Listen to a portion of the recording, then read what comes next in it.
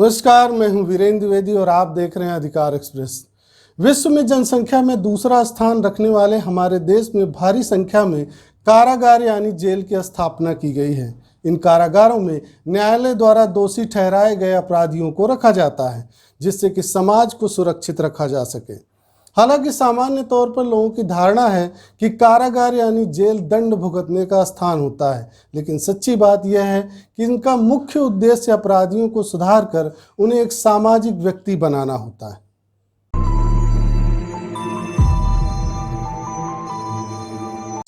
अब हम आपको विस्तार से बताते हैं कि भारत में कितने प्रकार के कारागार होते हैं और उसमें किस प्रकार के बंदियों यानी कैदियों को रखा जाता है।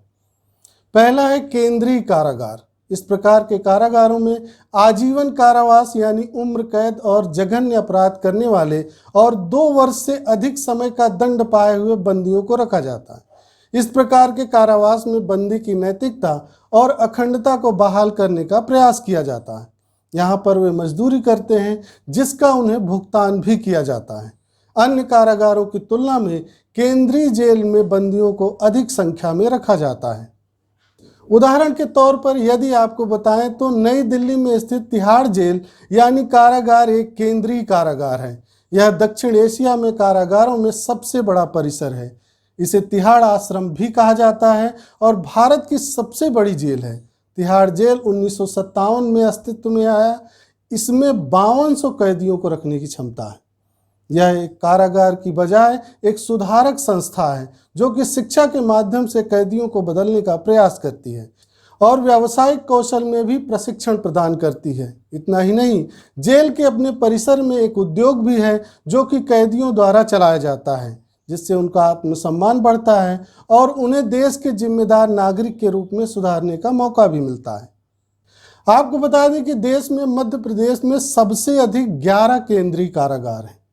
राष्ट्रीय अपराध रिकॉर्ड ब्यूरो के अनुसार भारत में कुल 134 केंद्रीय कारागार हैं। दूसरा है जिला जेल यानी कारागार। जिला कारागार भारत के उन राज्यों और केंद्र शासित प्रदेशों में मुख्य कारागारों के रूप में कार्य करता है जहां कोई केंद्रीय कारागार नहीं होते हैं। हालांकि देखा जाए तो जिला कारागार और केंद्रीय कारागार के बीच में बहुत अंतर नहीं है। यहाँ भी केंद्रीय कारागारों की तरह ही बंदियों को सुविधाएं उपलब्ध करवाई जाती हैं। आपको बता दें कि भारत में कुल 379 जिला कारागार हैं। प्रमुख राज्य जिनमें जिला कारागारों की संख्या काफ़ी अधिक है, उनमें है उत्तर प्रदेश में 57, मध्य प्रदेश में 39 और बिहार में 31 जिला कारागार हैं। जबकि तीसरा है उप जेल यानी कारागार। भारत में कारागार उपमंडल स्तर के कारागारों की भूमिका निभाते हैं। इन कारागारों के पास एक बेहतर और सुव्यवस्थित कारागार की व्यवस्था होती है, जिससे बंदियों को किसी प्रकार की परेशानी का सामना न करना पड़े। प्रमुख राज्य हैं जहां अन्य राज्यों की तुलना में अधिक उपकारागार हैं, जैसे महाराष्ट्र में 100, आंध्र प्रदेश में 99, तमिलनाडु में 96, ओडिशा में 73 और मध्य प्रदेश में 72 उपकारागार हैं। भारत में 46,368 लोगों की क्षमता वाले कुल 741 उपकारागार हैं। जबकि कुछ राज्यों और केंद्र शासित प्रदेशों में उपजेलें नहीं हैं, जैसे अरुणाचल प्रदेश, चंडीगढ़, दिल्ली, हरियाणा, मणिपुर, मेघालय, मिजोरम, नागालैंड और सिक्किम शामिल हैं। चौथा है महिला जेल यानी कारागार। हमारे देश में महिलाओं की सुरक्षा सुनिश्चित करने के लिए विशेष रूप से अलग महिला कैदियों के लिए कारागार बनाए गए हैं। इन कारागारों में पुरुष की जगह महिला कर्मचारी कार्य करती हैं और उन्हीं की देखरेख में महिला बंदियों को रखा जाता है। भारत में कुल 14 महिला कारागार हैं, जिनमें 4,778 कैदियों को रखने की क्षमता है। पांचवा है ओपन जेल यानी खुला कारागार। खुला कारागार ऐसे कारागार होते हैं जिनमें कम से कम सुरक्षा रहती है। ऐसे कारागारों में दीवारें, सलाखें, ताले नहीं होते हैं। इस तरह के जेलों में बंदी कृषि जैसी गतिविधियों में लगे होते हैं और उन्हें अपने परिवार के लिए आय करने की अनुमति होती है, जिसका भुगतान जेल प्रशासन की ओर से किया जाता है। हालांकि केवल उन्हीं बंदियों को खुले कारागारों में प्रवेश दिया जाता है जो कारागार में निर्धारित कुछ मानदंडों को पूरा करते हैं। ऐसे कारागारों के बंदियों का व्यवहार अच्छा माना जाता है।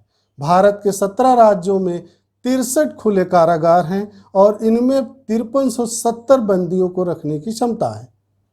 छठवां है किशोर सुधार केंद्र। इस प्रकार के सुधार केंद्रों में विशेष रूप से किशोर या नाबालिग बच्चों को रखा जाता है। इन सुधार केंद्रों में नाबालिग अपराधियों के कल्याण, देखभाल और पुनर्वास को सुनिश्चित करने का प्रयास किया जाता है। उन्हें कारावास के वातावरण से दूर रखा जाता है जिससे उनकी मानसिक दशा पर कोई दुष्प्रभाव ना पड़े। इन सुधार केंद्रों में किशोरों को विभिन्न प्रकार की शिक्षा और व्यावसायिक प्रशिक्षण प्रदान किए जाते हैं जिससे वह सुधार केंद्रों से अच्छे नागरिक बनकर निकलें। भारत में केवल 9 राज्य हैं जहां पर किशोर सुधार केंद्रों की स्थापना की गई है, जैसे हिमाचल प्रदेश, झारखंड, कर्नाटक, केरल, महाराष्ट्र, पंजाब, राजस्थान, तमिलनाडु और तेलंगाना। 7वां है विशेष जेल यानी कारागार। विशेष कारागार ऐसे कारागार होते हैं जिनमें उच्च सुरक्षा की व्यवस्था होती है। यहाँ पर आतंकवाद और उग्रवाद सहित हिंसक अपराधों के लिए दोषी अपराधियों को रखा जाता है और उनके लिए विशेष व्यवस्था की जाती है जिससे खतरनाक अपराधी कारागार से भाग न सके या फिर आत्महत्या जैसे कदम न उठा सके। भारत में कुल 43 विशेष कारागारों की स्थापना की गई है जिनमें 10,915 बंदियों को रखने की क्षमता है। भारत के किसी भी राज्य में सबसे अधिक 16 विशेष कारागार केरल में है। 8वां है अन्य जेल यानी कारागार। जहां पर केंद्रीय कारागार, जिला कारागार और उप कारागार नहीं है वहां पर ऐसे कारागारों की स्थापना की गई है। इन कारागारों में भी न्यायालय द्वारा दोषी ठहराए गए बंदियों को रखा जाता है। भारत में कुल 3 अन्य कारागारों की स्थापना की गई है। इसमें शामिल है कर्नाटक, केरल और महाराष्ट्र। हमारे देश में राज्य सरकारें केंद्र सरकार की सहायता से इन कारागारों का प्रबंधन करती हैं। वो कारागारों की सुरक्षा, रहन सहन, चिकित्सा सुविधाओं, बुनियादी सुविधाओं और आंतरिक विकास में सुधार जैसे कार्यों को करती हैं।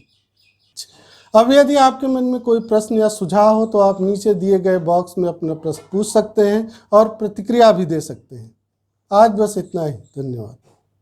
अधिकार एक्सप्रेस के नए वीडियो को देखने के लिए आप लाइक और सब्सक्राइब करें, साथ ही घंटी को जरूर दबाएं और लोक सेवा अधिकारों की स्वतंत्र पत्रकारिता के लिए हमारी मदद करें।